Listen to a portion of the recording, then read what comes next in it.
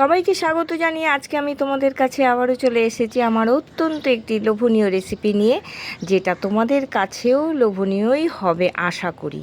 এটা হচ্ছে বাঙালির শেষ পাতে একটা চাটনি, না হলে না হয়। সেই চাটনিটা নিয়েই আমি আজকে চলে এসেছি, সিজন অনুযায়ী আমের চাটনি।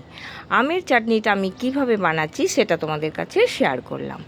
শুকনো খোলায় লঙ্কা আর জিরে ভেজে গুঁড়ো করে রেখে দিয়েছি, আর দিয়ে দিলাম একটা পাত্রে জল, ফুটে উঠলে দিয়ে দিলাম নুন আর হলুদ। আমটা একটু ভাপিয়ে নিলাম, নিয়ে জলটা ফেলে আমটা তুলে রাখলাম। দিয়ে দিলাম কড়াইতে 5 ফোড়ন, সর্ষে, আর দিয়ে দিলাম 2টো লঙ্কা আর তেজপাতা। ভালো করে আমটা ভেজে নিলাম। ভেজে নেওয়ার পরে দিয়ে দিলাম পরিমাণ মতন লবণ। ফার্স্টেও লবণ দিয়েছিলাম, সেই জন্য পরে অল্প দিলাম। দিয়ে দিলাম হলুদ, তারপর নেড়ে চেড়ে দিয়ে দিলাম পরিমাণ মতন জল। আমার আমটা ভাপানোর জন্য আমটা অনেকটাই সেদ্ধ হয়ে গেছিলো। তারপর পরিমাণ মতন জলটা দিয়ে, জলটা একটু ফুটে উঠলে দিয়ে দিলাম চিনি, আর সঙ্গে দিয়ে দিলাম আখের গুড়।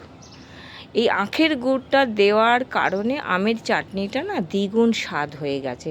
চিনি আর গুড় দিয়ে আমি আমের চাটনিটা করে থাকি, যার জন্য খুব খেতে টেস্টি হয়। আর দিয়ে দিলাম যে গুঁড়ো মশলাটা করে রেখে দিয়েছিলাম, সেই গুঁড়ো মশলাটা উপর থেকে ছড়িয়ে দিলাম।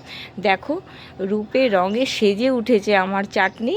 ব্যাপার বাড়ি একদম মাস্ত মাস্ত।